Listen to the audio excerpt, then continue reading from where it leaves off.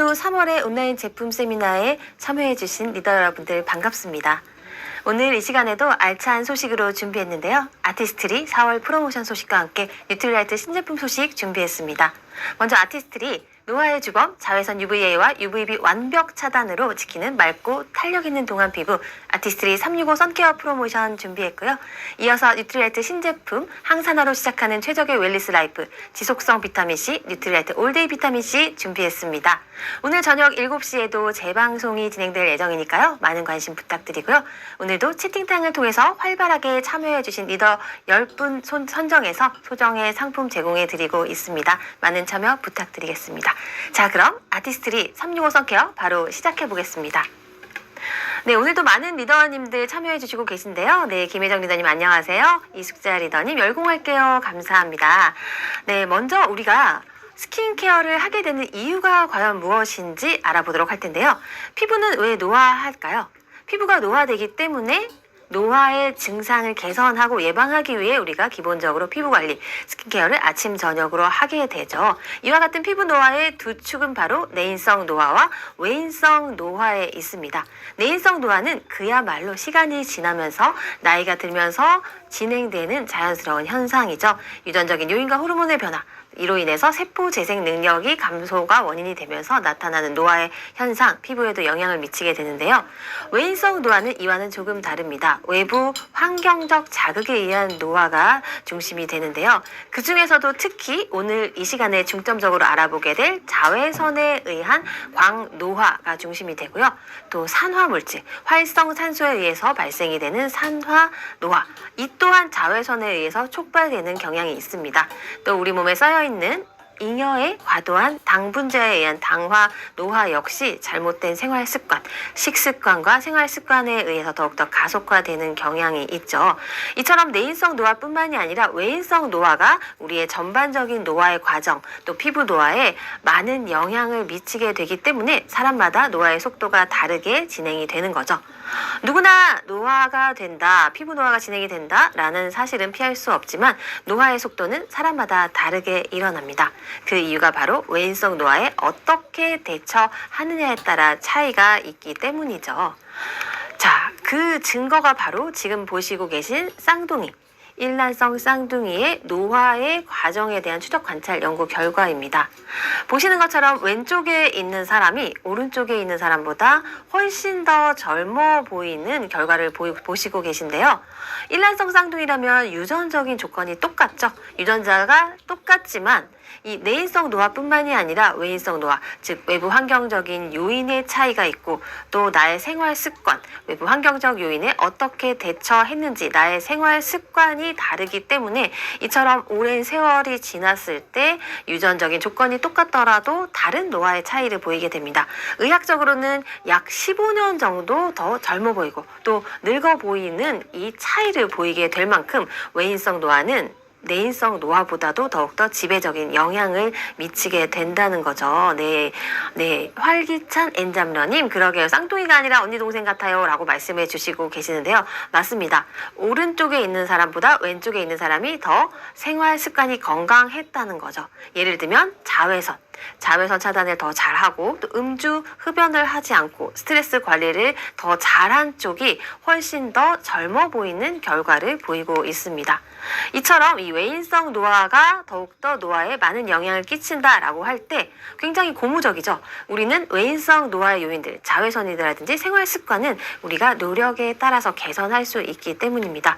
그래서 질병을 예방할 수 있듯이 노화도 우리가 건강한 생활 습관을 통해서 자외선을 꼼꼼하게 차단함으로써 관리할 수 있는 대상이 되는 거죠. 피부 노화의 주범, 그 중심축에는 산화와 광노화가 있는데요. 자, 산화 과정 먼저 알아보도록 하겠습니다. 산화 과정은 활성산소에 의해서 발생을 하죠. 이 활성산소는 오른쪽 이미지에서 보시는 것처럼 전자 하나가 부족한 불안정한 상태에 있습니다. 그렇기 때문에 이 활성산소는 옆에 있는 건강한 세포에서 전자를 빼앗아 가게 되죠. 그러면 이 손상된 건강한 세포, 손상된 세포는 전자 하나를 빼앗겼기 때문에 또다시 불안정한 상태가 되고 이렇게 이 활성산소에 의한 산화 과정이 연쇄적으로 일어나면서 발생을 되는 것이 바로 산화노화죠. 이 산화 과정은 자외선과 공해 대사 과정에 의해서도 발생을 하고 피부 노화를 비롯해서 다양한 신체 노화와 질병의 원인이 되고 있습니다. 자, 그래서 우리 노화의 가장 첫 번째 중심축 원인이 되는 산화 과정을 예방하기 위한 항산화 과정 먼저 알아보도록 하겠습니다. 활성산소 막을 수 있을까요? 없을까요? 아예 생기지 않게 하면 좋을 텐데 우리가 살아가는 한 활성산소가 발생하지 않게 할 수는 없습니다. 왜냐하면 호흡에 의해서도 발생을 하고 소화 과정, 대사 과정에서도 발생하는 것이 바로 활성산소이기 때문입니다. 이 활성산소는 미세먼지에 의해서도 또 강한 자외선에 의해서도 더욱더 많이 발생을 하고 가속화가 되는데요. 유산소 운동을 너무나 급격하게 과도하게 함에 있어서도 발생을 하는 것이 또 활성산소라고 할 수가 있죠. 그래서 적당한 운동, 우리 건강을 유지할 수 있는 운동을 하는 것이 중요하고요. 스트레스와 음주 흡연에 의해서도 가속화되기 때문에 스트레스 관리를 하고 또 과도한 음주 흡연을 자제하는 것이 활성산소에 의한 산화 과정을 막는 현명한 생활 습관입니다. 이와 같이 산화 스트레스에 의해서 활성산소에 의해서 발생한 이 산화노화는 정상적인 세포를 공격하면서 피부 노화의 각종 증상들, 기미주근깨와 같은 색소 침착, 또 주름의 증가, 탄력의 저하, 감소의 원인으로 작용을 하게 되죠. 그런데 이 산화 과정에 개입을 해서 산화 과정을 중재하는 것이 바로 항산화제죠. 항산화제는 이 활성산소가 정상적인 건강한 세포를 공격하는 과정에 개입해서 전자 하나를 주게 됨으로써 이 활성산소를 제거하는 역할을 하는 것이 바로 이 항산화제입니다. 대표적인 항산화제는 바로 항산화 비타민 C죠. 이 비타민 C는 활성산소의 작용을 억제함으로써 피부 노화를 억제하는 기능을 하게 됩니다. 또 자외선, UVA로 인한 광노화로부터 피부를 보호해주는 작용을 함으로써 광노화에 의해서 진피층의 콜라겐과 또 엘라스틴이 파괴되는 것을 막아줌으로써 피부 탄력을 유지하고 또 피부를 환하게 밝혀주는 브라이트닝 작용도 하게 되죠. 두 번째 노화의 중심축, 오늘의 주제인 바로 자외선 차단이죠. 자외선은 노화의 주범이라고 할 수가 있습니다. 자외선은 우리 눈에는 보이지 않지만 365일 계절에 상관없이 날씨에 상관없이 피부를 공격하고 손상시키는 원인이 되는데요. 우리의 피부 과연 이 자외선에 항상 빈틈없이 준비되어 있을까요? 언제 어디서나 피부를 공격하는 자외선 방심할 수 없습니다.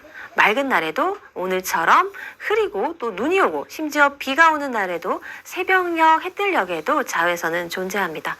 또 봄, 여름, 가을, 겨울 자외선 강도의 차이는 있지만 사계절 내내 자외선은 존재하면서 우리 피부를 손상시키고 있죠. 심지어 실내 생활만 할 때에도 바깥에 외출을 하지 않더라도 유리창과 커튼, 블라인드를 뚫고 우리 피부를 손상시키는 것이 바로 자외선이기 때문에 하루도 방심할 수 없는 것이 바로 자외선이라고 할 수 있습니다. 네, 연뷰티님, 행복데이님, 노화의 주범 자외선 잘 정리해 주셨는데요. 맞습니다. 노화된 피부, 그 주된 원인은 바로 자외선입니다. 자외선의 무방비 상태로 노출되면 일단 일광 화상을 입게 되죠. 얼굴이 벌겋게 달아올랐다가 벗겨지고 따갑고 가려워지는 현상, 거기에 이어서 바로 색소 침착이 나타나게 되죠. 기미 잡티와 같은 색소 질환의 원인 역시 자외선이라고 할 수 있고요. 광노화의 원인이 되죠. 특히 UVA는 장파장으로서 유리창을 뚫고 우리 피부의 진피층까지 도달해서 주름을 생성시키고 탄력을 저하시키는 원인으로 작용을 하게 됩니다. 피부 노화의 주범인 광노화 자외선에 대해서 조금 더 자세히 알아보면 이 산화적인 스트레스를 유발하게 되고 특히 봄, 여름철에 주의를 요하는 것이 바로 이 자외선으로 인한 피부 노화입니다. 자외선은 사계절 내내 존재하지만 계절에 따라서 강도가 달라지죠. 특히 겨울철에 자외선 강도는 낮아지는데요. 이 낮아진 자외선 강도에 익숙해진 피부가 봄철에 갑자기 높아지는 자외선 강도에 적응하지 못하고 대비하지 못하고 손상이 되기 때문에 특히 봄철의 자외선은 주의를 요합니다. 사계절 내내 꼼꼼히 해야 하는 것이 자외선 차단이지만 특히 봄, 여름철에 자외선 강도가 높아지기 때문에 자외선 차단 더욱더 주의를 기울일 필요가 있겠습니다. UVA는 장파장, UVB는 중파장이죠. 긴 파장인 UVA는 진피층까지 도달하고 말씀드린 것처럼 유리창이나 커튼, 블라인드도 통과해서 우리 피부에 도달합니다. UVB는 중간 길이의 파장으로 표피까지 도달하고 실내에는 유리창을 닫아 놓으면 통과하지 못하는 것이 UVB죠. UVB는 표피층에 영향을 미치게 됨으로써 일광 화상과 색소 침착, 염증, 홍조, 또 피부암의 원인이 되기도 합니다. 자외선 A는 진피층까지 침투해서 탄력 물질인 콜라겐과 엘라스틴을 손상시킴으로써 주름을 가속화시키고 탄력을 저하시키고 마찬가지로 색소 침착의 원인이 되고요. 자외선 UVA와 UVB는 모두 1군 발암 물질, 피부암의 원인으로 작용을 하게 됩니다. 광노화에 의한 콜라겐 감소의 추이를 보고 계신데요. 콜라겐은 20대 중반부터 1년에 약 1%씩 감소를 하다가 50대가 되면 원래 보유하고 있는 콜라겐의 3분의 1밖에 남지 않게 되면서 피부의 기능이 현저하게 감소하고 또 탄력이 급격히 저하되는 현상을 낳게 됩니다. 노화에 따른 콜라겐의 감소, 젊은 피부와 노화된 피부의 차이를 보고 계신데요. 왼쪽의 젊은 피부에는 콜라겐과 엘라스틴, 세포의 기질이 충분히 가득 차 있는 것을 보시고 계십니다. 반면에 오른쪽에는 흰 부분이 더 많이 발견되고 있는데요. 이렇게 하얗게 표시된 부분이 콜라겐과 엘라스틴이 파괴되어서 없어진 빈 공간이라고 할 수 있죠.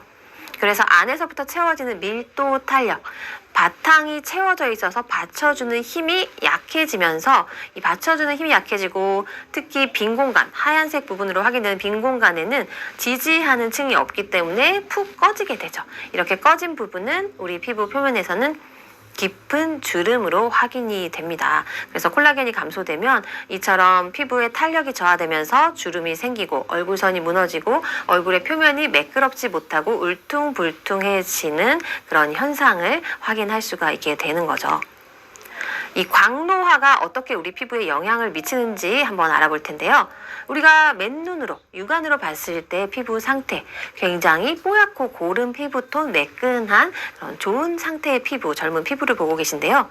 UV 카메라로 보았을 때는 우리가 눈으로는 확인할 수 없는 자외선에 의한 손상이 이미 진행되고 있는 것을 볼 수가 있습니다. 광노화에 의한 자외선에 의한 손상으로 피부가 노화되는 것을 막기 위해서 자외선 차단제를 바르게 되는데요. 이 자외선 차단제가 실제로 효과가 있다는 것을 보여주는 이미지입니다. 자외선 차단제를 바른 얼굴 부분이 까맣게 표시가 되고 있습니다. UV 카메라로 확인했을 때 이 자외선 차단제를 바른 부분은 블랙 컬러로 표시가 되면서 자외선 차단이 실제로 되고 있다는 것을 볼 수가 있죠. 그래서 우리가 이 자외선 차단제를 바르면서 과연 정말 효과가 있을까 없을까 이렇게 의구심을 가지시는 분들이 계시는데 실제로 확인이 되었습니다. 자외선 차단제를 발랐을 때는 자외선이 차단이 되기 때문에 매일매일 꼼꼼하게 자외선 차단을 해주는 것이 중요하다고 할 수가 있겠죠.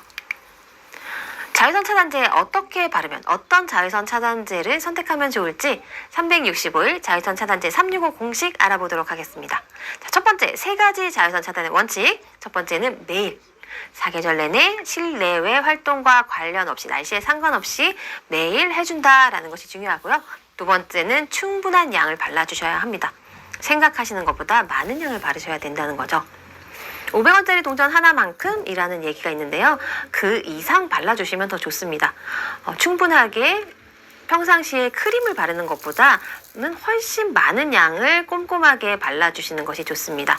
자, 꼼꼼하게 라는 것은 빈 부분 없이, 얼룩진 부분 없이 고르게 꼼꼼하게 발라주셨을 때 정확한 자외선 차단 효과를 누리실 수가 있겠죠. 6가지 주요 보호 효과 자외선 차단제를 통해서 실현하실 수가 있는데요. 첫 번째는 피부톤이 고르게 균일해지는 효과, 두 번째는 색소 침착의 방지 효과죠. 또 세 번째는 UVA에 의한 광노화의 예방, 네 번째는 피부 장벽의 강화, 다섯 번째는 수분의 보호 효과, 여섯 번째 피부 트러블의 감소 효과를 보실 수가 있습니다. 자, 그렇다면 과연 어떤 자외선 차단제가 좋은 자외선 차단제인지 좋은 자외선 차단제를 고르는 5가지 체크 포인트 알아보겠습니다. 첫 번째는 강력한 SPF와 PA의 제품 선택하기. SPF는 UVB의 차단 지수죠. 국내에서는 50 이상의 자외선 차단 지수를 표기하지 않기 때문에 SPF 50 플러스가 가장 강력한 자외선 차단 지수라고 할 수 있습니다. PA 지수는 UVA의 차단 지수인데요. PA의 플러스의 개수로 표기를 하게 되죠. PA의 4 플러스, 4개의 플러스가 표기된 제품을 선택하시는 것이 좋습니다. 두 번째는 자외선 차단 기능과 함께 스킨케어 성분이 풍부하게 함유된 제품을 고르는 것이고요. 세 번째는 꼼꼼하게 펴바르기 위해서는 내가 바르는 방법도 중요하지만 발림성이 좋은 제품을 선택하는 것이 좋겠죠. 부드럽게 고르게 펴발릴 수 있는 수분 크림 타입의 발림성 좋은 제품을 선택하실 것을 추천드립니다. 또 세안할 때는 잘 세정되고 모공을 막지 않는 논코메도제닉 제품을 선택하시는 것이 좋습니다. 또 때에 따라서 경우에 따라서 워터프루프의 기능, 톤업 기능을 선택하실 수도 있겠죠. 네, 정혜정 리더님 꼼꼼하게 얼룩지지 않게 잘 바르겠다라고 말씀해 주셨는데요. 네, 꼼꼼하게 얼룩지지 않게 바르시는 것이 중요하고요. 또 목 부위까지 노출되는 부위, 손등이라든지 목이라든지 자외선에 노출되는 피부 부위에는 모두 발라주시는 것이 좋습니다.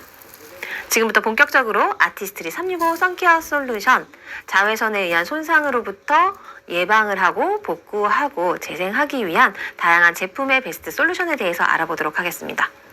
첫 번째는 광노화로 인한 산화 과정으로부터 피부를 보호하고 또 회복시키기 위한 항산화 비타민C죠. 스킨 뉴트리션 비타민C 플러스 히알루론산 트리플 액션입니다. 순수 비타민C 파우더와 함께 항산화 비타민 E, 비타민 C와 함께 항산화의 대표적인 성분이죠. 비타민 E, 그리고 뉴트리라이트 농장에서 재배해서 추출한 아세로라 체리에서 추출한 아세로라 C의 강력한 트리플 비타민 항산화 효과를 보실 수가 있고요. 또 우리 피부의 표피부터 진피층까지 수분을 보유하는 성분이 바로 히알루론산 성분이죠. 이 히알루론산 역시 노화에 의해서 또 자외선에 의해서 점점 감소하기 때문에 보충하고 채워주는 것이 좋습니다. 특히 이 히알루론산이 분자량을 다양하게 했을 때 피부 층층이 깊숙이 흡수될 수가 있죠. 스킨 뉴트리션 비타민C 플러스 히알루론산 트리플 액션은 3가지의 분자량의 트리플 히알루론산을 사용하고 있습니다. 고분자 히알루론산이 피부 표면에 수분막을 생성함으로써 탄력을 증가시켜주고요. 저분자 히알루론산이 피부 안쪽의 수분을 끌어당겨서 속보습, 수분력을 유지시켜주고 또 가장 작은 분자량의 초저분자 히알루론산은 안쪽 깊숙이 피부 속 깊이 흡수되어서 수분을 끌어당겨서 속탄력을 증가시켜줌으로써 안에서부터 차오르는 수분 탄력 효과를 보실 수가 있습니다. 인체 적용 시험 결과 단 5일 만에 느껴지는 강력한 항산화 효과를 보실 수 있습니다.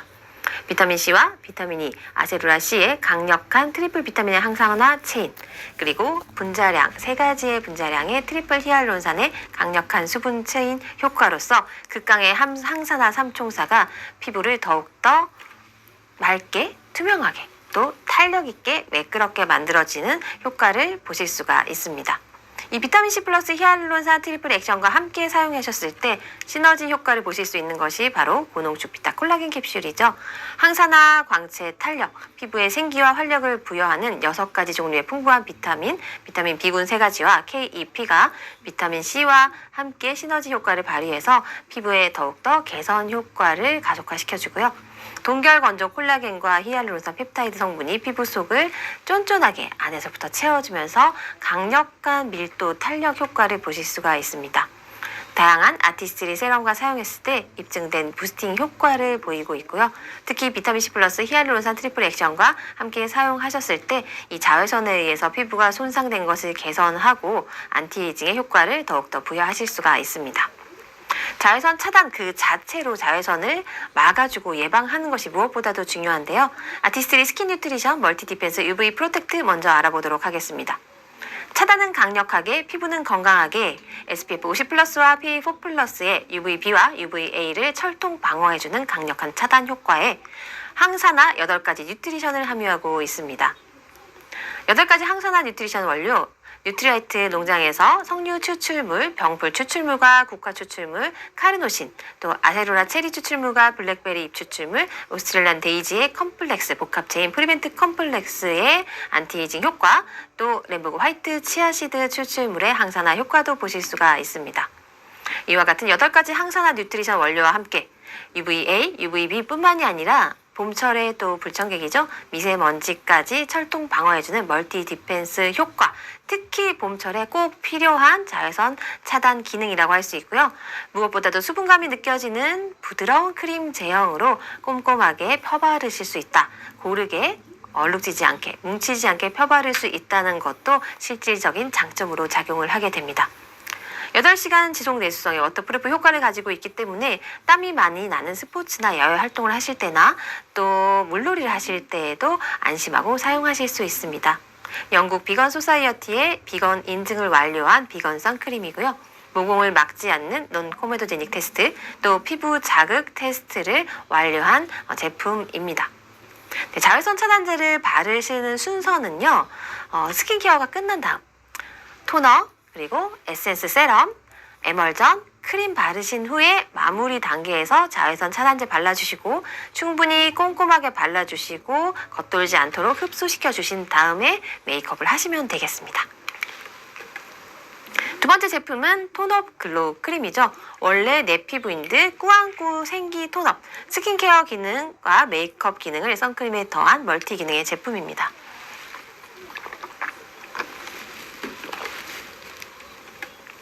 이 톤업 글로우 크림은 우리가 나이가 들어갈수록 특히 당화, 노화에 의해서 안색이 칙칙해지죠. 어릴 때 가지고 있던 화사한 복숭아빛 생기, 화색을 점점 잃어가면서 누리끼리하고 칙칙해지는 피부가 되는 것이 산화노화뿐만이 아니라 당화노화에 의해서 나타나는 노화의 징후인데요. 이와 같이 생기를 잃어가는 피부, 칙칙하고 누렇게 변해가는 피부에 건강한 아기 피부, 동안 피부의 상징인 핑크빛 글로우를 즉각적으로 보여줄 수 있는 제품입니다.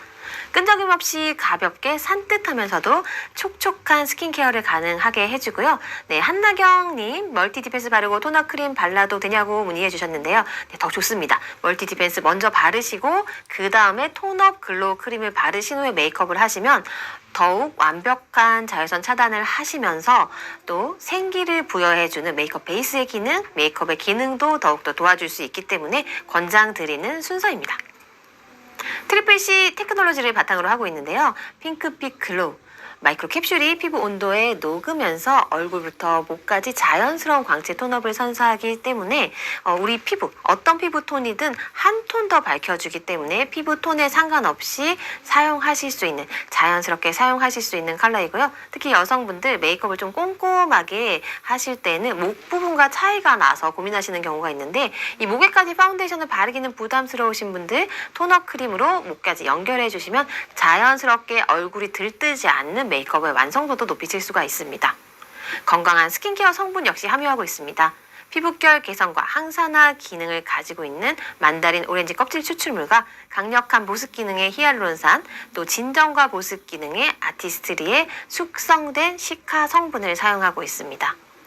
특히 기온이 높을 때 굉장히 중요한 것이 열감을 낮춰주어서 피부의 열노화를 방지해주는 것인데요. 시원한 쿨링감과 함께 피부 표면에 겉도는 과도한 유분을 컨트롤을 도와줌으로써 오랫동안 가볍고 산뜻하면서도 촉촉한 피부 유지하실 수 있는 제품 톤업 글로우 크림을 추천드립니다. 자, 얼굴만 자외선 차단하면 될까요? 흔히들 많이 빼먹게 되는 부분이 바로 바디 부분의 자외선 차단입니다. 특히나 봄철이 되고 또 여름철이 되면 야외 활동도 많아지고 온 가족이 함께하는 즐거운 나들이 시간도 많아지는데요. 이 장시간 외출이 잦아지는 계절을 맞이해서 선케어를 놓치기 쉬운 목 뒤, 또 어깨 부분, 손, 팔, 다리, 발목 이런 부위 역시 햇볕에 의해서 자외선에 의한 손상을 받을 수가 있기 때문에 꼼꼼하게 바디 피부도 선케어가 필요합니다. 차단은 강력하게, 피부는 건강하게, 남녀노소 편안한 사용감으로, 순한 사용감으로 시카 컴플렉스와 또 촉촉한 질감, 또 매일매일 사용하기에 부담 없는 순한 사용감에 G&H 프로텍트 라인의 프로텍스 UV 선스크린 추천드립니다. 시카 콤플렉스 워터와 녹차 잎 추출물, 식물의 영양 성분, 항산화 성분을 가득 담아 자극받은 피부를 편안하게 진정시켜주고 또 항산화 작용까지 해줄 수 있는 진정 선크림. 넓은 바디 부위에 바르기 쉬운 촉촉한 로션 제형으로 백탁 현상이나 끈적거림 없이 무거운 느낌 없이 편안하게 남녀노소 누구나 사용 가능한 패밀리 선케어 제품으로 넉넉한 용량으로 온 가족이 함께 사용하기에 부담이 없습니다. 네, 안희진님 목 뒤는 잊고 지내셨다고 했는데요. 특히 여름철, 봄철이 되면 또 머리가 긴 분들도 많이 묻게 되죠. 목 뒷부분이 노출되기 때문에 목 뒷부분까지 꼼꼼하게 발라주시면 좋겠습니다. 4월 8일 아티스트리 365 선케어 프로모션이 준비되어 있습니다. 건강한 피부, 동안 피부를 위해 지키는 가장 쉽고 간단하면서도 효과적인 좋은 생활 습관이 바로 자외선 차단제를 매일 발라주는 습관이라고 할 수 있습니다. 스킨 뉴트리션 멀티 디펜스 UV 프로텍트 1개와 톤업 글로우 크림 하나 함께 구매하시면 멀티 디펜스 UV 프로텍트 미니 하나, 톤업 글로우 미니 하나, 리뉴잉 클렌저 미니 1개, 39,000원 상당의 풍성한 등정품 혜택 준비했으니까요. 이 자외선이 강해지는 계절, 우리 생필품이죠. 자외선 차단제도 준비하시고 또 풍성한 등정품 혜택도 받아가시는 좋은 프로모션 되시길 바라겠고요. 바디도 빼놓을 수 없죠. GNH 365 패밀리 UV 프로모션 4월 22일에 준비되어 있습니다. 외출이 잦아지는 계절, 가족을 위한 순하고 효과적인 선케어 미리 준비하시면 좋을 것 같습니다. GNH UV 프로텍트 UV 선스크린 2개 함께 구매하시면 너리시 바디워시 미니 1개와 선스크린 미니 2개를 증정해 드리는 약 21,600원 상당의 증정품 혜택이 준비되어 있으니까요. 미리 준비하셔서 봄, 여름, 철 뿐만이 아니라 가을, 겨울철까지 지속적으로 365일 자외선 차단을 습관화, 생활화 하시는 좋은 기회가 되시면 좋을 것 같습니다. 오늘 이 시간에는 이 노화의 중심축 자외선, 산화에 대해서 알아봤고요. 이 자외선에 의한 손상으로부터 피부 노화로부터 피부를 건강하게 지키고 동안 피부로 가꿀 수 있는 아티스트리의 365일 선케어 솔루션에 대해서 알아봤습니다. 말씀드린 것처럼 자외선은 날씨에 상관없이 계절에 상관없이 늘 존재하고 있지만 또 우리에게는 아티스트리 자외선 차단제와 GNH 자외선 차단제가 있죠. 건강한 피부, 동안 피부를 위한 좋은 습관 오늘도 자외선 차단제와 함께 하시길 바라면서 준비한 순서 마치도록 하겠습니다. 감사합니다. 열정으로 꽉 찬 하루를 사는 당신에게 항산화의 힘은 오랫동안 필요하니까 뉴트리라이트 올데이 비타민C 오랫동안 항산화의 힘을 유지시켜주는 지속성 비타민C로 설계되었습니다. 뉴트리라이트 비타민C 과학의 놀라운 진보 올데이 비타민C로 항산화 지구력을 키우세요. 오래가는 비타민C 뉴트리라이트 올데이 비타민C 열정으로 꽉 찬 하루를 사는 당신에게 항산화의 힘은 오랫동안 필요하니까 뉴트리라이트 올데이 비타민C 오랫동안 항산화의 힘을 유지시켜주는 지속성 비타민C로 설계되었습니다. 뉴트리라이트 비타민C 과학의 놀라운 진보 올데이 비타민C로 항산화 지구력을 키우세요. 오래가는 비타민C 뉴트리라이트 올데이 비타민C 열정으로 꽉 찬 하루를 사는 당신에게 항산화의 힘은 오랫동안 필요하니까 뉴트리라이트 올데이 비타민C 오랫동안 항산화의 힘을 유지시켜주는 지속성 비타민C로 설계되었습니다. 뉴트리라이트 비타민C 과학의 놀라운 진보 올데이 비타민C로 항산화 지구력을 키우세요. 오래가는 비타민C 뉴트리라이트 올데이 비타민C 네, 오랜만에 인사드립니다. 한국암의 교육부 서민규입니다. 시작에 앞서서 이렇게 채팅방을 이렇게 쭉 보니까 많은 리더님들께서 함께하고 계시는 것을 느낄 수가 있었습니다. 한나경 리더님께서 시작에 앞서서 기분이 너무 좋았습니다. 올데이 비타민C 기대하고 있습니다. 라고 얘기를 주셨습니다. 활기찬 N잡러님도 올데이 비타민C 완전 기대해 주신다. 라고 얘기를 해주셨습니다. 오늘 이 시간 사전에 공지드린 바와 같이 올데이 비타민C의 정보를 하나하나 전달해 드리는 시간을 갖도록 하겠습니다. 올데이 비타민C 자료를 준비하면서 이런 생각이 문득 들었습니다. 뉴트라이트 오래된 슬로건 어떤 슬로건이 있을까요? 철학은 지키고 과학은 나아갑니다 라는 슬로건이 있는데요. 그 슬로건에 딱 맞는 제품이 바로 뉴트라이트 올데이 비타민C가 아닐까라는 생각을 해봤습니다. 철학은 지키고 아세로라C가 가지고 있는 그 철학 농축물은 지키고 과학은 일진보된 제품이라고 생각해 주시면 좋으실 것 같아요. 오늘 이 시간 리더 여러분들과 함께 올데이 비타민C의 차별성에 대해서 함께 알아보겠습니다. 지속성 제품이라고 얘기했는데 과연 지속성이 어떤 의미인지 또 이 제품이 그런 측면에서 봤을 때 어떤 시장적인 가치가 있는지에 대해서 하나하나 설명을 드리도록 하겠고요. 여기서 한 발짝 더 나아가서 우리가 비타민C 과연 어떤 기능이 있길래 많은 리더 여러분들께서 이렇게 아끼고 사랑해 주실까, 또 전체적으로 우리나라 시장에서 이렇게 성장세를 이끌고 있을까라는 부분에 대해서도 하나하나 좀 알아보는 시간을 갖도록 하겠습니다.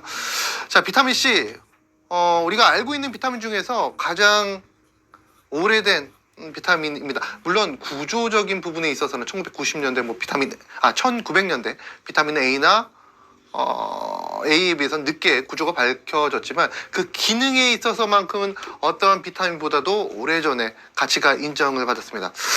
비타민 C의 그 기원을 찾아보게 되면 1700년대에 그 기능적인 가치가 입증되었다라고 얘기를 합니다. 1700년대 과연 어떤 시대일까요? 우리가 소위 말해서 대항해 시대라고 얘기를 하죠. 신대륙을 발견하고 또 항해를 타고 대륙을 이동했던 배를 타고 이동했던 시절이죠. 이 시대의 선원들에게 있어서 고질적으로 나타났던 증상 중에 하나가 괴혈병이라고 얘기를 하는데요. 이 괴혈병이라는 질병으로부터 우리 선원들을 지켰던 그 영양소가 그 당시 구조는 밝혀지지 않았지만 바로 비타민 C라는 영양소였습니다. 영국의 군의관이죠. 제임스 린드라는 분이 여러 가지 실험을 통해서 이 비타민 C가 괴혈병에 도움이 된다라는 것을 알게 되었습니다. 괴혈병이라고 얘기하면 많은 영양학자들이 현대인들에게는 괴혈병 없어요 라고 얘기하시는 분도 계시겠지만 괴혈병의 증상을 보시게 되면 우리가 익숙한 그런 증상들이 굉장히 많습니다. 무기력해진다, 식욕이 떨어진다, 속이 좀 거북하다 등도 괴혈병의 가장 대표적인 증상이고요. 결과적으로 그 괴혈병이 증상이 넘어서게 되면 우리가 이 몸 안에 출혈이 등이 발생하게 됩니다. 아무래도 비타민 C가 이 콜라겐이라는 결합 조직 형성에 있어서 중요한 역할을 수행하는데 그 영양소가 부족하기 때문에 괴혈병이 발생하는 거 아닐까요? 당연하겠죠. 그렇다면 이런 증상들이 현대에는 없을까? 저는 그렇지 않다라고 생각합니다. 그런 이유 때문에 비타민 C라는 영양소가 일상적인 생활 속에서 많이 활용이 되고 사용이 되고 대중적으로 인기를 얻는 것이 아닐까라는 생각을 해봅니다. 이런 비타민 C는 우리나라에서는 1980년대 저변이 확대가 되었다라고 얘기를 합니다. 기억나실지 모르겠습니다. 1980년대 레땡땡이라는 제품이 있었습니다. 당시에 저는 초등학생, 국민학생이었죠. 요즘은 초등학생이라고 얘기를 하지만 그때 기억나는 게 동네 이쁜 누님들의 가방에서는 이 레땡땡 제품 한두 개씩 있었던 걸로 기억이 납니다. 그리고 그 레땡땡 제품은 지금으로선 상상하지도 못하는 광고 문구도 사용했습니다. 김이 주근깨에 도움이 됩니다 라는 문구를 사용했죠. 1980년대 이전까지만 하더라도 비타민 C라는 영양소가 의학적으로 많이 처방에 의해서 사용이 되었다면 그 시점 이후부터 대중화되면서 우리나라 사람들의 머릿속에 비타민 C는 비타민 중에 가장 기본이 돼 라는 부분이 자리매김하지 않았나 싶습니다. 그 이후에 1990년대 정지형 비타민 C가 보급이 되었고요. 2000년대 여기 또 이게 음료용 비타민 C가 인기를 끌게 되었습니다. 이 시기도 음료용 업계에서는 비타민 C 업계에서는 굉장히 중요한 시점이었습니다. 전통에 강자였던 박땡땡 제품을 매출로 넘어선 새로운 제품이 나오기 시작했죠. 비땡땡땡땡 제품이 나오면서 가뜩이나 이 시장이 더욱더 풍성해지고 비타민 C의 저변이 더욱더 확대됐던 계기가 되었던 시점입니다. 그 이후에 2010년 이후부터 고함량 비타민 C 다양한 제형의 비타민 C 제품이 나오면서 지금에 이르게 되었다라고 설명을 드릴 수가 있습니다. 그렇다면 이런 대한민국의 역사 속에서 비타민 C 역사 속에서 리더 여러분들께서 사랑해주고 계신 우리의 제품이죠. 아세룰라 C 비타민은 언제 정도 출시가 됐을까요? 리더님들 생각은 어떻습니까? 아세룰라 C 비타민 과연 언제 출시가 되었을까요?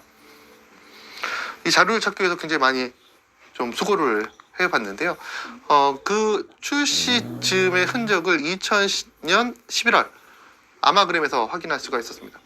2011월 아마그램을 보시게 되면 당시에는 이 아마그램의 교육 안내가 항상 나왔었는데요. 그 내용을 보게 되면 2000년 12월에 출시 세미나가 진행됩니다 라는 문구를 볼 수가 있었고요.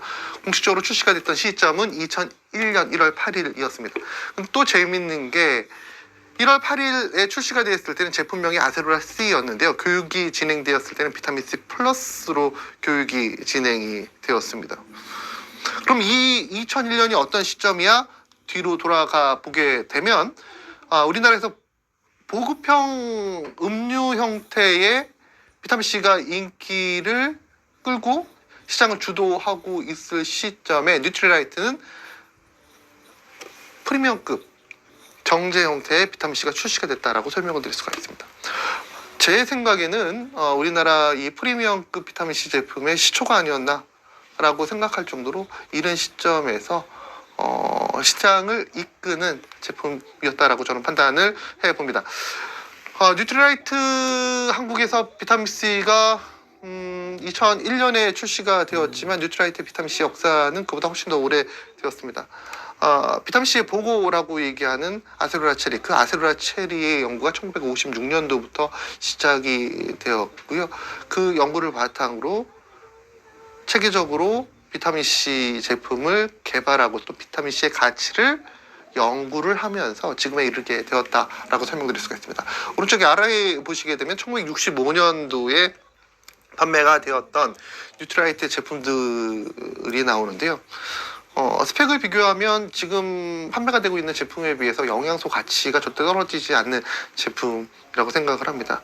그 시대에 선구적으로 이 비타민C의 가치를 고민하고 또 그것을 고민한 끝에 제품을 만들었던 것이 바로 뉴트리라이트 비타민C 제품에 나아가서 다양한 건강기능식품의 시작이 아니었나라는 생각을 해봅니다.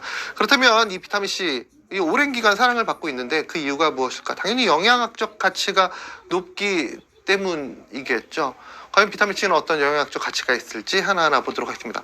비타민C의 가장 일반적인 영양학적 가치는 항산화 기능이고요. 항산화 기능이라는 것은 유해산소로부터 우리 몸을 지켜주는 그런 역할을 수행하는 것이 항산화 기능이라고 얘기를 하죠. 항산화 영양소라고 얘기를 하죠. 그렇다면 유해산소는 언제 많이 발생할까요? 또 언제 발생할까요? 유해산소라는 것은 호흡이란 과정 속에서 에너지를 만들어내는 이면에 항상 자연스럽게 발생하는 것이 바로 유해산소라고 얘기를 합니다. 적절한 유해산소, 일반적으로 활성산소라고 얘기를 하는데 활성산소는 면역 기능에 도움이 되지만 과도하게 발생하는 활성산소, 유해산소는 오히려 신체 세포를 공격하고 DNA를 손상시킴으로써 우리의 건강상의 문제를 야기시킬 수 있다라고 설명을 드릴 수가 있습니다. 유해산소는 한마디 말해서 숨을 쉬는 숨을 쉬는 과정에서 계속적으로 발생한다라고 얘기를 하죠. 유해산소가 발생되지 않는 사람은 죽은 사람이다라고도 얘기를 합니다. 그만큼 일상적인 생활 속에서 자연스럽게 발생하는 것이 유해산소이고요. 또 비타민C 영양학적 가치를 보게 되면 면역 기능과 관련되어 있는 부분에 우리가 몇 해 전에 전 세계적인 이슈가 있었죠. 이런 이슈에서 비타민C의 가치가 계속적으로 밝혀지기 시작하면서 많은 사람들에게 선택을 받았고요. 또 전통적으로 비타민C라고 얘기하면 콜라겐 합성과 아주 밀접 관련성이 있다라고 얘기합니다. 피부 건강에 관련돼서 많이 얘기를 하죠. 또 최근 들어서 비타민C를 젊은 사람들이 굉장히 좀 좋아라 해요. 많이 찾으십니다. 그 이유가 무엇일까? 바로 피로와 관련되어 있는 부분에 가치가 입증되었기 때문이다 라고 설명을 드릴 수가 있습니다. 정리를 해보게 되면 비타민C의 영양학적 가치, 첫 번째 항산화 기능, 자연스럽게 발생하는 유해산소로부터 우리의 세포를 지켜주는 역할을 수행한다. 사람에게 발생하는 질병의 90%는 유해산소에서 시작된다라고 얘기를 할 정도로 유해산소는 여러 가지 질병에 단초를 주는 그런 아이인데요. 이런 유해산소로부터 우리 몸을 지켜주는 데 있어서 가장 저변이 넓은 또 독성이 낮은 가장 일반적인 항산화 영양소가 바로 비타민C라고 설명을 드릴 수가 있습니다. 참고해 주시면 좋으실 것 같습니다. 또 콜라겐 합성, 우리가 단백질을 아무리 많이 섭취해도 콜라겐 많이 섭취해도 이 단백질이나 콜라겐은 소장에 흡수되기 이전에 하나하나의 아미노산으로 다 분리가 되게 되고요. 분리된 아미노산이 소장벽을 타고 흡수가 된 이후에 목적하는 물질로 하나하나 아미노산끼리 합성을 하면서 변하게 됩니다. 이런 과정에서 즉 아미노산이 하나하나 결합하면서 목적하는 물질로 변하는 과정에서 콜라겐이라는 아이를 만들기 위해서 반드시 필요한 영양소가 바로 비타민C라고 설명을 드릴 수가 있습니다. 콜라겐 이전 단계를 우리가 프로콜라겐이라고 얘기를 하는데요. 이 프로콜라겐을 콜라겐으로 만들어주는 대표적인 물질 비타민C라고 설명드릴 수가 있겠죠. 또 철분, 무기질 중에서 흡수율이 가장 낮은 영양소 중에 하나가 바로 철분이라고 얘기를 하는데 이 철분의 이온화도를 변화시켜서 철분의 흡수를 증진시켜주는 역할을 수행한다라고 설명을 드릴 수가 있습니다. 이 슬라이드 보면 우리가 딱 봐야 될 게 비타민C가 다양한 기능을 수행하는 거 알겠어. 근데 또 하나 캐치를 하셔야 되는데 그 부분이 어떤 부분이냐면 단백질을 섭취할 때, 콜라겐을 섭취할 때, 또 철분을 섭취할 때 비타민C가 이러한 영양소들과 궁합이 정말 잘 맞는구나. 누군가에게 비타민C를 권장할 때 이 비타민C를 섭취하시면서 콜라겐 함께 섭취하시면, 철분을 함께 섭취하시면 그 영양소의 가치를 느끼실 수가 있습니다 라고 조언해 주시는 것도 우리 리더 여러분들의 역할이 아닐까라는 생각을 해 봅니다. 네, 안희진님께서 이렇게 올려주셨습니다. 콜라겐이 우리 신체 많은 부분에 활용되는군요. 콜라겐이라는 단백질은 기본적으로 우리 신체 내에서 구조를 만들어주는 역할을 수행합니다. 피부에서도 우리가 콜라겐이 중요하다라고 하는 이유가 피부의 진피층 같은 경우에는 콜라겐과 엘라스틴 그리고 그 안에 수분을 머금을 수 있는 히알루론산 등이 포함되면서 구조층을 형성하기 때문이라고 설명드릴 수가 있겠죠. 그 외에 근육도 그렇고요. 뼈도 그렇고 콜라겐이 사용되지 않는 부분이 없습니다. 이런 콜라겐과 궁합이 잘 맞는 영양소 비타민C라는 부분 꼭 기억해 두시면 좋으실 것 같습니다. 비타민C 영양학적 가치, 최근 들어서 젊은 사람들이 비타민C를 많이 좀 선택하는 이유가 뭘까를 보게 되면 비타민C와 관련되어 있는 부분에서 피로 회복이라는 내용을 많이 찾아볼 수가 있습니다. 신체 기관 중에서 이 피로와 연관성이 높은 또 스트레스와 연관성이 높은 기관을 우리가 부신이라고 얘기를 합니다. 신장 위에 있는, 지금 화면에서 보시면 호박 조각처럼 생겨 있는 기관이 우리가 부신이라고 얘기를 합니다. 부신은 기본적으로 스트레스에 대응하기 위한 물질, 코티졸이 생성되고요. 또 뉴로트랜스미터라고 하는 신경전달 물질도 만들어지게 됩니다. 코티졸이라는 것은 스트레스 하에서 신체 에너지를 적정하게 유지시키면서 그 스트레스 상황을 이겨내기 위해서 분비가 되는 물질을 우리가 코티졸이라고 얘기를 합니다. 누군가 저에게 스트레스를 주게 되면 그 상황을 벗어날 수 있는 육체적인 힘을 줄 수 있는 물질, 우리가 코티졸이라고 생각하시면 좋으실 것 같아요. 그런 이유 때문에 이 코티졸이라는 부분은 스트레스를 받는 분들에게 있어서 그 수치가 높게 나올 수밖에 없겠죠. 이 코티졸이라는 물질을 생성하는 데 있어서 가장 기본이 되는 물질 중에 하나가 바로 비타민C라고 설명드릴 수가 있습니다. 일상적인 생활 속에서 비타민C, 스트레스를 많이 받으시면 자연스럽게 코티졸을 만들기 위해서 비타민C가 자연적으로 소모가 된다, 소진이 된다 라고 생각하시면 좋으실 것 같아요. 신경전달 물질, 뉴로트랜스미터라고 얘기를 하는데요. 다양한 종류가 있겠지만 그 신경전달 물질, 부신에서 나온 물질의 대표적인 기능은 에너지 대사에 도움이 된다는 것이고요. 또 하나가 면역과 관련되어 있는 부분에 도움이 된다는 부분입니다. 그래서 우리가 부신을 얘기할 때 스트레스 얘기를 많이 하고요. 에너지 대사 얘기를 많이 하고 면역을 많이 얘기하는 게 바로 이 부신의 가장 기본적인 기능이 이기 때문이다 라고 설명을 드릴 수가 있고요. 이런 물질들을 생성하는 데 있어서 비타민C가 가장 기본적인 역할을 수행한다 라고 설명을 드릴 수가 있습니다. 정리를 해보면 비타민C 영양학적 가치, 항산화 기능 가장 대표적이고, 면역, 그리고 철분, 그리고 콜라겐 합성과 더불어서 최근 들어서 피로 회복과 관련되어 있는 부분에서 많이 회자가 되고 있다라고 얘기 드릴 수가 있습니다. 이러한 폭넓은 기능이잖아요. 영양학적으로 봤을 때는 건강에 있어서 전반적인 부분에 도움이 되는 영양소이기 때문에 시장 성장세도 굉장히 높습니다. 성장세가 높다라는 것은 그만큼 이 시장에 많은 제품들이 판매가 되고 있다라는 거예요. 그럼 여기서 한번 우리 리더 여러분들께서 생각을 해 보시기 바랍니다. 소비자분들께서 비타민C 제품을 선택하실 때 과연 어떤 기준으로 비타민C를 선택하시는지, 리더님들께서 비타민C 제품을 추천해 주실 때 어떤 기준에 의해서 비타민C를 선택하시는지 한번 생각해 보시기 바랍니다. 일반적으로 이런 기준이 아닐까 싶습니다. 특히 우리나라에서는 비타민C라는 영양소 제일 먼저 얘기하면 소비자분들께 그 섭취량이 어느 정도 돼요? 라는 얘기 굉장히 많이 하십니다. 100이에요? 200mg짜리예요? 500짜리예요? 1000mg짜리예요? 1500짜리예요? 2000짜리예요? 등등등 그 섭취량에 대한 얘기를 많이 하게 됩니다. 그러다가 이제 섭취량과 관련되어 있는 시점이 넘어가게 되면, 최근 들어서 그런 이유 때문에 섭취량이 거의 한계치에 올랐다라고 얘기를 하죠. 2000mg까지도 나오니까, 상한 섭취량까지도 나오니까. 그 다음에 이제 마켓에서 나온 얘기가 섭취량이 아무리 높으면 왜 흡수율이 중요하지라는 얘기가 나오기 시작했습니다. 그래서 지금 현재 시장을 보게 되면 이 섭취량과 흡수율과 관련되어 있는 얘기가 가장 많이 회자가 되고, 소비자분들 같은 경우에도 섭취량과 흡수율과 관련되어 있는 부분에서 제품을 선택하는 것으로 저는 파악을 하고 있습니다. 근데 오늘 이 시간을 통해서 리더 여러분들께 꼭 얘기 드리고 싶은 것은 섭취량과 흡수율도 물론 중요하겠지만 결과적으로 우리가 섭취량과 흡수율을 따지는 이유는 체내 이용률, 혈중의 비타민C 농도를 유지하기 위함이 아닐까라는 생각을 해봅니다.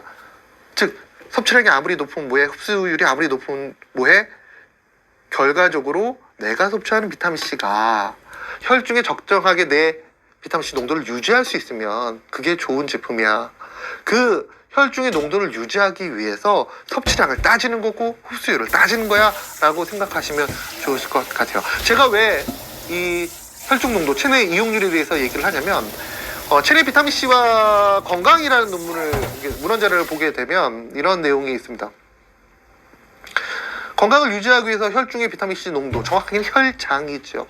혈장의 비타민C 농도가 어느 정도 돼야 되는지, 또 신체 부속기관이라고 얘기하는 이런 기관들의 세포에는 그 기능 유지를 위해서 어느 정도 비타민C가 유지가 돼야 되는지 그 내용을 보게 되면 혈장에는 50에서 70 마이크로몰 정도가 유지가 되었을 때 신체 기본적인 건강 상태를 유지할 수 있다라고 얘기를 합니다. 마이크로몰이에요, 혈중에는. 그리고 신체 각 기관에는 단위가 약간씩 다릅니다. 좀 높아요. 혈중이 마이크로몰이었다라고 한다면 뇌의 경우에는 미리몰입니다. 미리몰. 다른 기관이 다 미리몰로 표시가 되어 있습니다. 그럼 여기서 미리몰과 마이크로몰의 차이는 어느 정도야? 단위적인 차이는 1000배 정도가 차이 나는 겁니다. 혈중보다 신체 각 기관에 더 높은 수준의 비타민C가 존재하고 있다는 겁니다. 신체 특정 기관에 이렇게 수준 높은 비타민C가 존재하고 있는 것, 농도가 그 기관에서 활용되는 점이 많기 때문이다 라고 생각하시면 될 것 같습니다. 뇌 같은 경우에는 2에서 10mm몰입니다. 뇌에 존재하고 있는 비타민C는 뇌신경세포의 산화를 막아주는 데 도움이 됩니다. 그리고 다른 기관에 비해서 뇌의 비타민C 농도가 높아요. 뇌 활용도가 높기 때문에. 또 보시게 되면 신장을 한번 보시게 되면 키드니 위에 신장을 보시게 되면 제가 신장 위에 부신이 달려있다라고 아까 얘기 드렸잖아요.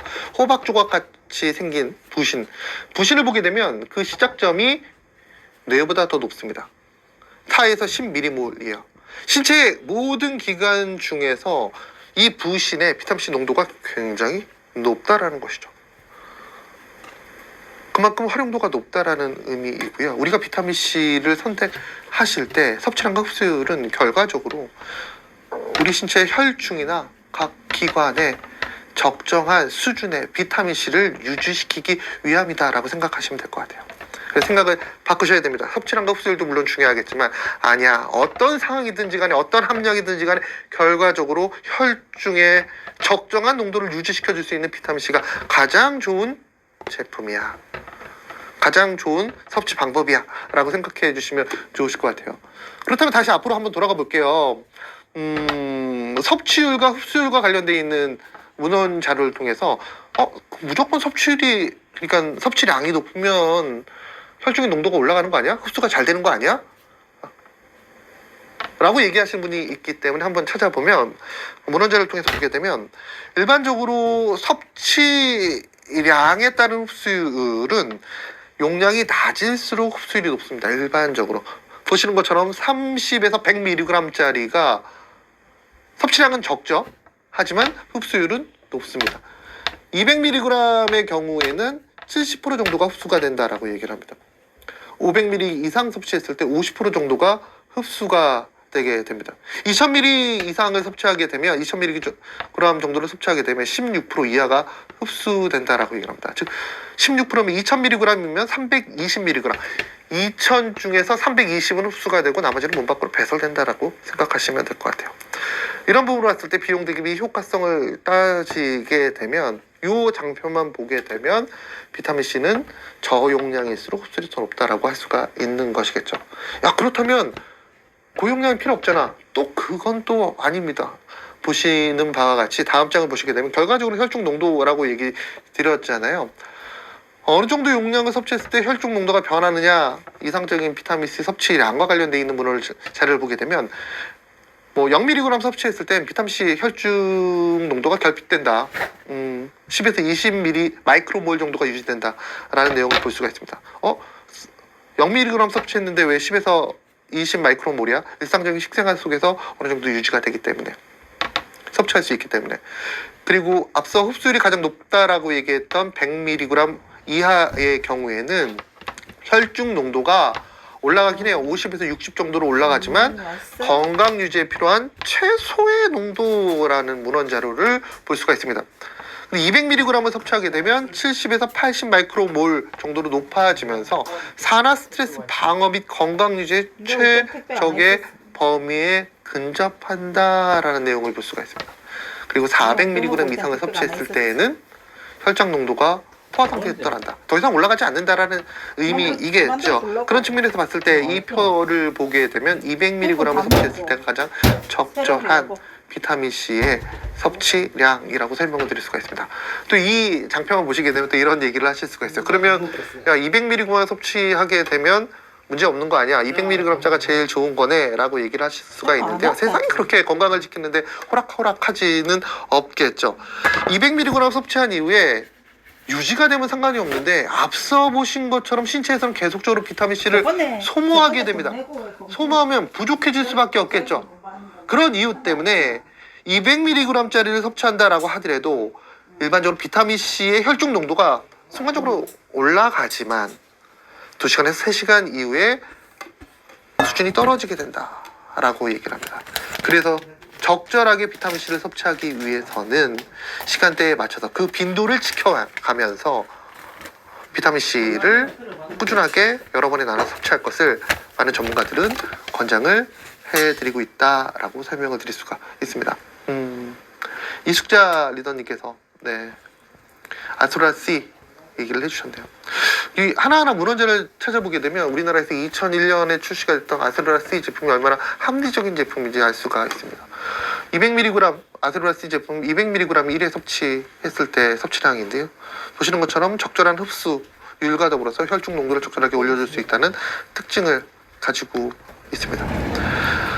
우리나라 사람들 과연 비타민C 적절하게 섭취하고 있을까? 인지도는 굉장히 높은 영양소임에도 불구하고 실제로 부족하게 섭취하고 있는 한국인의 10명 중 7명이 부족하다라고 얘기를 합니다. 그 부족한 정도가 권장 섭취량 비율이 아니라 평균 필요량 미만 섭취 분율이 10명 중 7명이라고 설명드립니다.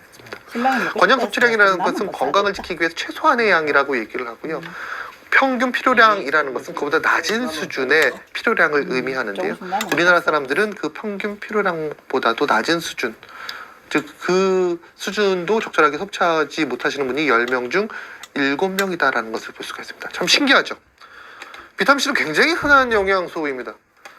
오늘 유튜브 모바일로 보시는 분들의 경우에는 이동하시면서 여기 앞에 마트를 가셔도 편의점을 가셔도 비타민C는 누구나 쉽게 비타민C가 들어가 있는 제품은 찾으실 수가 있어요. 그런데 실질적으로 적절하게 섭취하지 못하고 있다는 자료가 굉장히 많습니다. 그 이유가 무엇일까 고민되게 되더라고요. 그 이유는 비타민C의 이화학적 특징이라고 볼 수가 있습니다. 비타민C의 이화학적 특징은 산소와 염기와 금속의 불안정하다는 특징을 가지고 있어요. 이게 어떤 의미냐면 비타민C의 이 불안정한 요소 때문에 비타민C가 대표적인 항산화 영양소가 되는 것이기도 합니다. 기본적으로 비타민C는 자신이 가지고 있는 전자를 주변에 있는 아이들에게 주게 됩니다. 내가 가지고 있는 전자를 너한테 줄 테니까 다른 거 건들지 마. 이게 대표적인 항산화 영양소의 기능이거든요. 주변에 산소가 있거나 염기가 있거나 금속이 있으면 자신이 가지고 있는 전자를 전달함으로써 전달받은 물질은 안정화시키지만 본인 스스로가 가치가 떨어질 수밖에 없는 거예요. 이게 이 비타민C의 굉장히 이학적인 특징이다라고 설명드릴 수가 있죠. 또 열에 의해서 쉽게 파괴가 됩니다. 즉 우리가 시중에서 비타민C를 쉽게 찾아볼 수 있다라고 하더라도 결론적으로 그건 들어가 있는 배합량이지 최종 제품에 비타민C가 들어가 있는지 없는지 확인하기가 굉장히 힘들고, 확인을 한다 치더라도 결과적으로 이러한 비타민C 이화학적 특성상 적정하게 내 몸에 도움이 될 수 있는 비타민C를 섭취하기가 힘들다라고 설명을 드릴 수가 있습니다. 그런 이유 때문에 비타민C 잘 먹자, 올바르게 섭취하자 라는 얘기가 나오는 거고요. 그런 이유 때문에 이 마켓에서 기호성과 편의성을 고려하면서 그 비타민C의 수준을 유지시켜줄 수 있는 제품들이 나옵니다. 정제 형태, 캡슐 형태, 젤리 형태, 분말 형태, 액상 형태. 인지도가 높고 섭취율은 떨어지기 때문에 다른 건강기능식품에 비해서 비타민C는 소비자 전달이 굉장히 쉬워요. 왜? 인지도가 높기 때문에. 이 비타민C 제품 한번 섭취해 보시죠 라고 하면 어느 정도 소비자도 그 비타민C의 가치에 대해서 인지를 하고 있다는 거. 그래서 다양한 형태의 제품이 나오게 됩니다. 이 중에서 우리가 정제 형태를 한번 볼게요. 보시게 되면 건강기능식품의 대표적인 형태는 우리가 속방형 형태라고 얘기합니다. 속방형 형태. 속방형 형태라는 것은 비타민C가 담겨져 있는 정제가 빠르게 붕해되면서, 붕해라는 것은 구조가 무너진다는 것을 의미합니다. 구조가 무너지면서 안에 있는 기능성 비타민C가 용출돼 나오는 형태를 우리가 속방형 제제라고 얘기를 합니다. 빠르게 방출되기 때문에 혈중의 농도를 좀 더 용이하게 올리는 데 도움이 됩니다. 근데 앞서 얘기 드렸듯이 빠르게 방출돼서 혈중의 농도가 급하게 올라가게 되면 빠르게 올라가면 빠르게 떨어지는 부분입니다. 이거는 이치예요, 이치. 그래서 혈중 농도 변화가 빠르게 오르지만 또 급하게 떨어지기도 합니다. 따라서 섭취 빈도의 조정이 좀 필요한 제품을 우리가 속방형 형태라고 얘기를 한다라고 설명드릴 수가 있죠. 그에 반해서 지속성 정제, 지속형 정제 같은 경우는 구조가 어느 정도 유지가 됩니다. 붕해라고 얘기 드렸어요. 이 붕해도가 상대적으로 느립니다. 구조가 유지가 되기 때문에 안에 있는 지표 성분의 용출이 더디게 되죠. 더딘 만큼 오랜 시간 지표 성분이 용출이 되기 때문에 비교적 혈중 농도를 오래 유지하는데 특징을 가지고 있다라고 설명을 드릴 수가 있습니다. 또 하나 이 지속성 정제의 장점 중에 하나가 불편함이 낮다라는 겁니다. 불편함이 낮다. 이거 뭐 사람마다 다 다르겠지만 저 같은 경우에는 1000mg 이상의 비타민C를 섭취하게 되면 속이 쓰린 경향이 있습니다. 2000짜리 섭취하게 되면 속이 쓰려서 업무를 보지 못할 정도로 속이 좀 취약합니다. 근데 이 지속성 정제의 경우에는 용량이 좀 높다라고 하더라도 결과적으로 안에 있는 비타민C가 서서히 용출돼 나오기 때문에 그러한 속쓰림이나 불편함이 좀 낮은 특징을 가지고 있습니다. 단 좀 아쉬운 점이 있다면 초반의 용출이 상대적으로 속방형에 비해서 느리다라는 특징을 가지고 있죠. 이 지속성 정제의 경우에는 본디 의약품의 정제를 만드는 기술이었습니다. 작년부터 법이 시행이 되면서 건강기능식품에서 활용이 될 수 있었지만 기본적으로 의약품 기술이에요. 서방정이라는 기술입니다. 유효 성분이 서서히 방출되도록 만든 정제를 우리가 서방정이라고 얘기를 합니다. 대표적으로 아래쪽에 나와 있는 게 서방정 기술이 적용된 의약품들입니다. 타미린, MSR, 라넥사 등 다양한 형태의 의약품에서 이 서방정 기술이 적용이 되고 있죠. 지금 보시면 이 타미린과 MSR, 라넥사 등의 다양한 형태의 의약품에서 활용되는데 이 공통점이 있어요. 이 의약품 등에 어떤 공통점이 있을까요? 맛있어. 이 의약품의 공통점.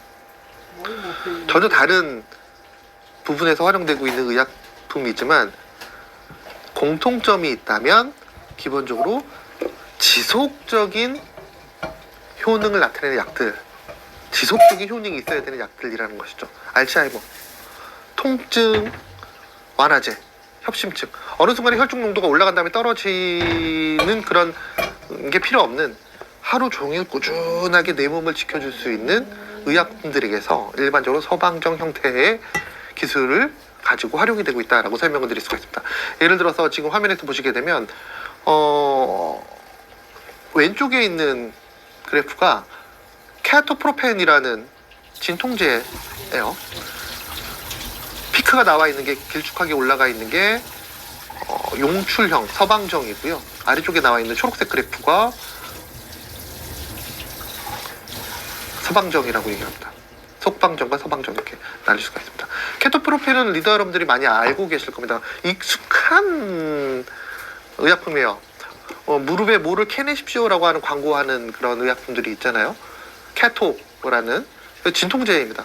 이 진통제 같은 경우에는 한번 섭취했을 때 속방정 같은 경우에 혈중이 올라갔다가 금방 떨어지기 때문에 소위 말해서 섭취하는 순간 빠르게 진통 효과를 가질 수 있지만 한 2-30분 후에 다시 무릎이 아파져. 예를 들어서 그런 부분이 나올 수가 있어요. 그러면 기능적인 가치가 떨어질 수밖에 없겠죠. 또 진통제 같은 경우 일반적으로 혈중의 농도가 너무 급하게 올라가게 되면 그거에 따른 부작용이 많이 발생한다라고 얘기를 합니다. 그래서 일반적으로 이런 진통제 같은 경우 서방정 형태로 적정한 수준으로 지속적으로 용출돼 나올 수 있는 기술이 적용되어 있죠. 이러한 서방정의 기술이 건강기능식품에 적용된 형태를 우리가 지속형 정제, 정확하게 건강기능식품 용어로는 지속성 제품, 영어로 long acting 제품이다 라고 얘기를 합니다. 지금 현재 법적으로는 수용성 비타민 일부에서만 활용이 가능하고요. 기준 규격 용출 부분을 보게 되면 이거 좀 주목해 볼 필요가 있겠죠.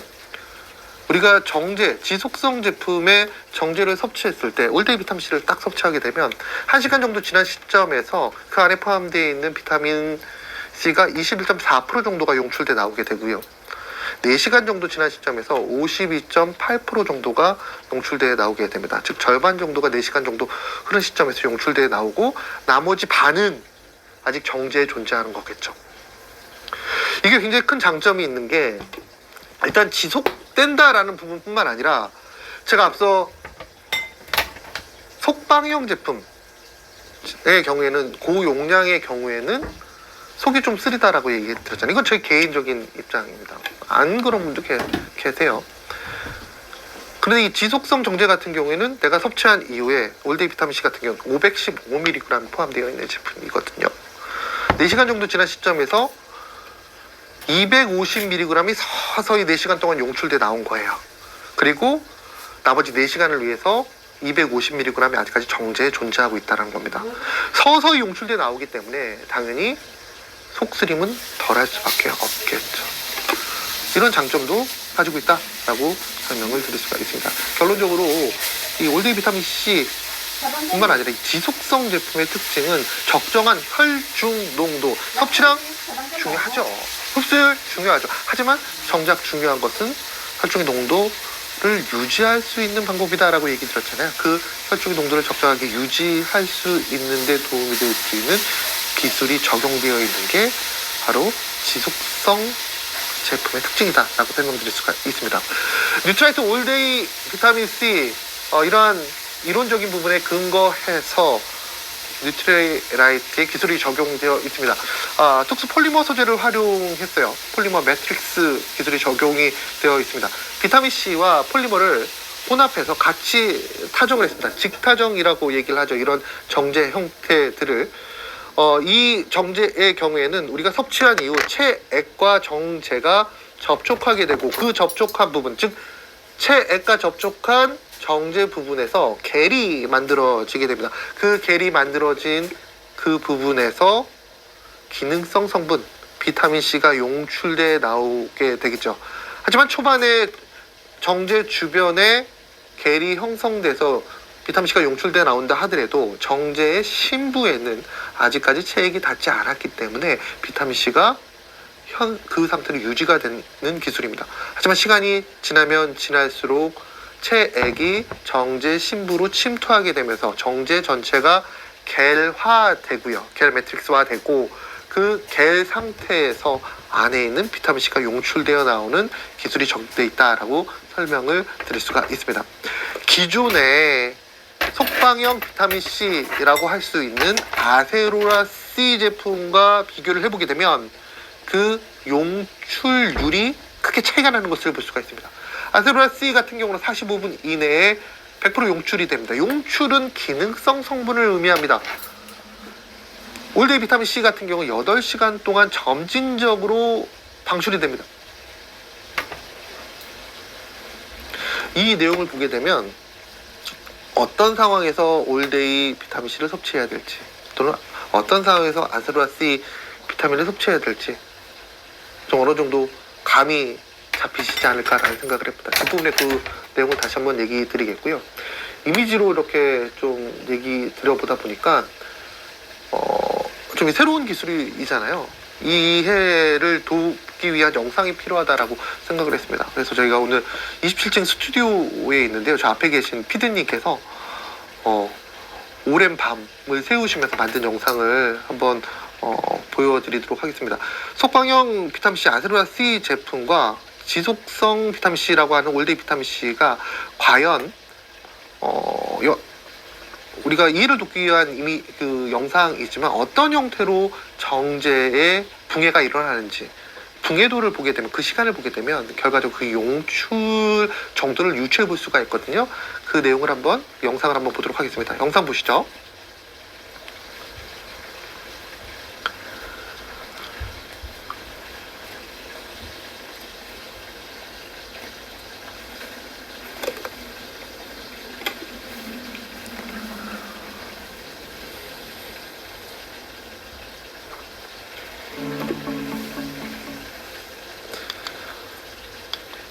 어떠세요? 차이가 이렇게 좀, 네, 행복돼 있는 PD님 감사합니다 라고 했습니다. PD님 감사해요. 네, 유나님, 네, 감사합니다. 네, 감사합니다. PD님이 앞에서 살포시 미소를 띄우면서 네, 눈물을 흘리고 있습니다. 3일 동안 밤을 샜거든요. 이게 풀 영상이에요. 8시간 동안 실제로 그 이상을 찍은 거기 때문에 이틀 정도는 한 2-3번 정도 실패를 해가지고 처음부터 다시 찍었던 그런 기억이 있습니다. 사실 영상을 보시면서 다시 한번 설명을 드리게 되면 처음에 두 정제를 동시에 실온수입니다.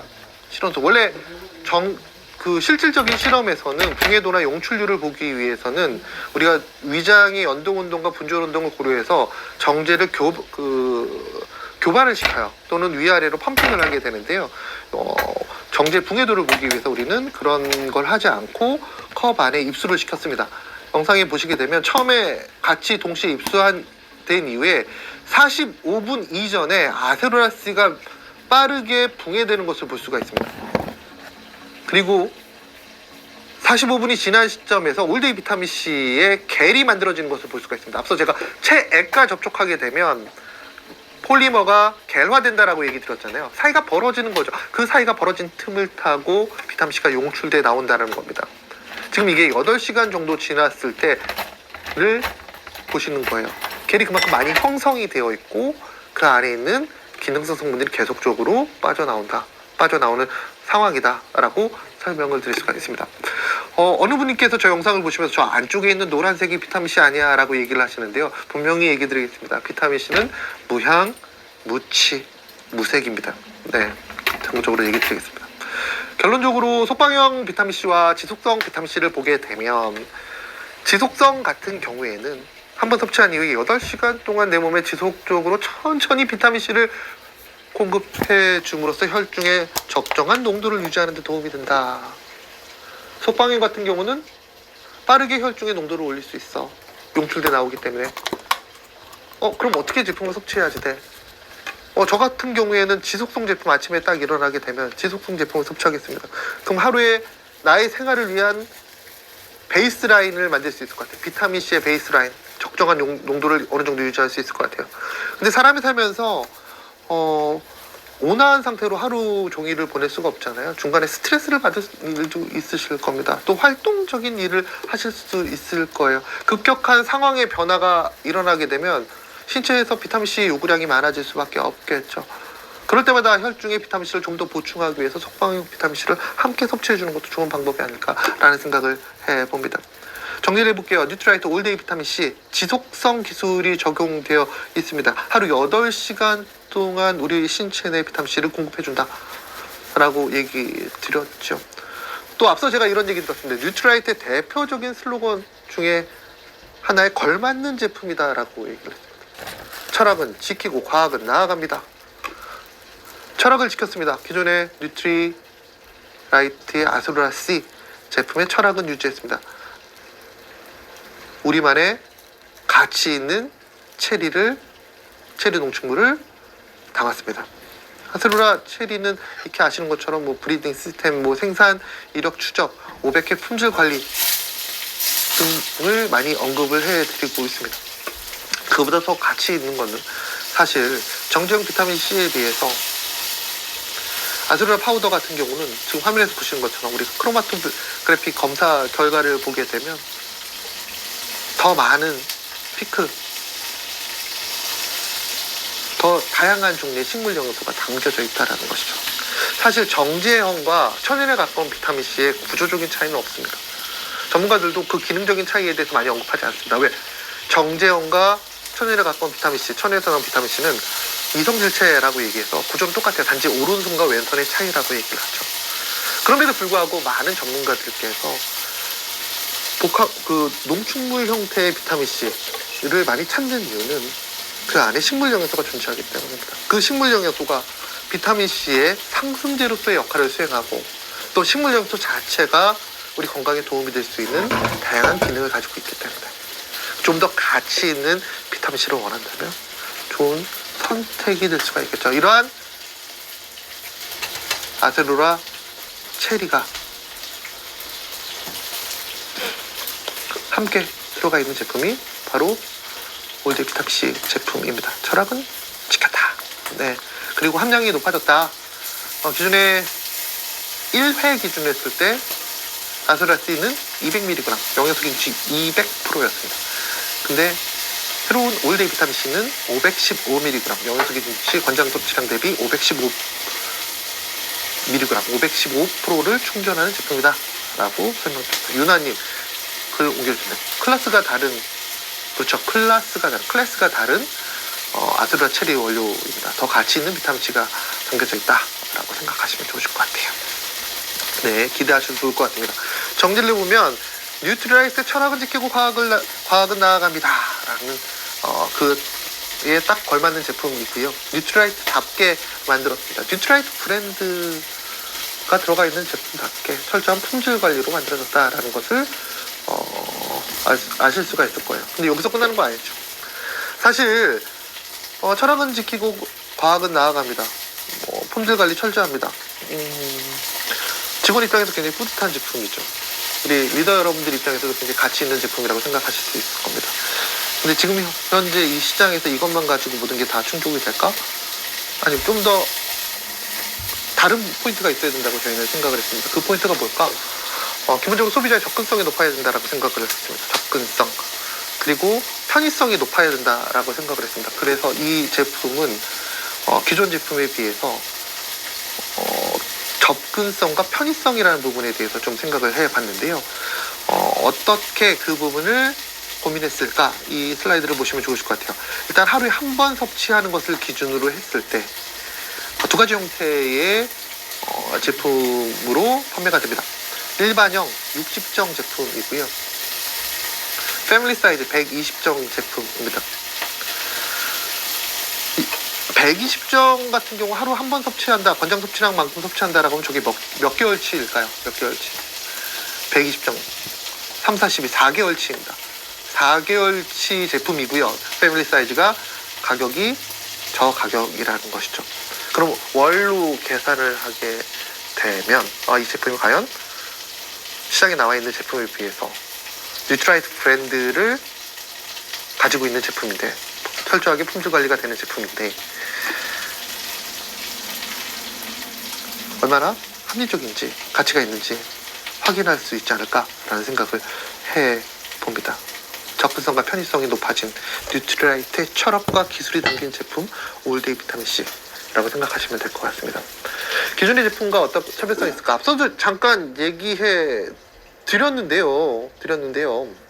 올데이 비타민 C의 경우에는 하루에 베이스가 되는 비타민 C 혈중 농도를 지키기 위해서 섭취해 주시면 좋으실 것 같아요. 아침에 딱 일어나시면 제일 먼저 굿모닝 루틴으로 올데이 비타민 C 싹 섭취해 주시면 하루 8시간 동안 내가 활동하는 그 시간 동안 내 혈중에 베이스가 되는 비타민 C 농도를 찾아 주실 수가 있고요. 중간중간에 격하게 운동을 하시거나 또 갑자기 컨디션 변화가 있으시거나 조금 더 나는 활력이 필요해라고 하시는 분들의 경우에는 또 아즈루라 C 제품도 섭취해 주시면 어떨까라는 생각을 해봅니다. 때로는 함께 섭취하시고요. 때로는 각각 라이프 스타일에 맞춰 섭취하신다면 좀 더 가치가 있지 않을까라는 생각을 해봅니다. 신제품이기 때문에 출시 프로모션이 진행이 됩니다. 행복데이님, 아스루라씨는 계속 나오는 거죠. 당연하죠. 네, 뉴트라이트의 가장 잘하는 것 중에 하나가 리더 여러분들의 선택의 범위를 넓혀드리는 거겠죠. 네, 아스루라씨 제품도 계속적으로 판매가 됩니다. 참고해 주시면 좋으실 것 같고요. 출시 프로모션 4월 2일날 저희가 준비를 했습니다. 가치 있게 준비해 봤습니다. 올데이 비타민C 패밀리 사이즈 2개 구매하시면 올데이 비타민C 미니 4개를 증정하는 프로모션이 진행이 됩니다. 이거를 앞서 설명드린 것처럼 개월수를 표시하게 되면 15만 8천 원이에요. 프로모션 봉품이 8개월치입니다. 8개월치 비타민C 15만 8천 원.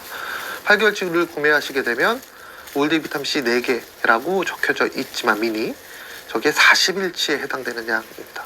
40일치를 추가적으로 증정하는 프로모션도 진행될 예정이 있으니까요. 많은 관심과 사랑 부탁드리겠습니다. 맞습니다. 뿌리링님, 예, 프로모션 증정품 소비자분들께 샘플로 드리기 딱 좋으실 것 같습니다. 저도 이 샘플을 섭취를 할 때마다 느끼는 건데 올데이 비타민C 아침에 출근해서 이 샘플 딱 섭취하시게 되면 비타민C가 하루 종일 제 몸을 지켜주는 것 같은 그런 느낌? 평소보다 덜 지치는 것 같은 그런 느낌이 있기 때문에 많은 분들께 좀 이런 샘플링 방법으로 많이 추천을 드리면 좋으실 것 같습니다. 비타민C라는 영양소는 권장 섭취량이 물론 정해져 있지만 우리가 사람마다 다 라이프 스타일이 다르잖아요. 누구는 사무실에서 일하시는 분도 계시고 한국아메이 직원분들도 사무실에서만 일하시는 직원이 있습니다. 제 앞에 있는 스튜디오 직원분들은 사무실에서만 일하십니다. 저는 사무실에도 일하지만 또 외부의 활동을 많이 하는 출장이 많은 직원이기 때문에 가만히 보게 되면 같은 양의 비타민C를 섭취할 수가 없습니다. 사람마다 자신의 라이프 스타일에 맞춰가지고 권장량이 좀 더 가감이 될 수가 있거든요. 이거를 우리가 ODI, 최적 섭취량이라고 얘기를 하는데요. 그런 라이프 스타일에 맞춰서 자신의 건강을 지키기 위해서 최적의 비타민C를 올데이 비타민C와 아스루라씨 제품으로 보충해 보시면 어떨까라고 생각하면서 오늘 제가 준비한 내용을 마치도록 하겠고요. 더 알차고 더 재밌는 내용으로 다시 한번 인사드리도록 하겠습니다. 감사합니다.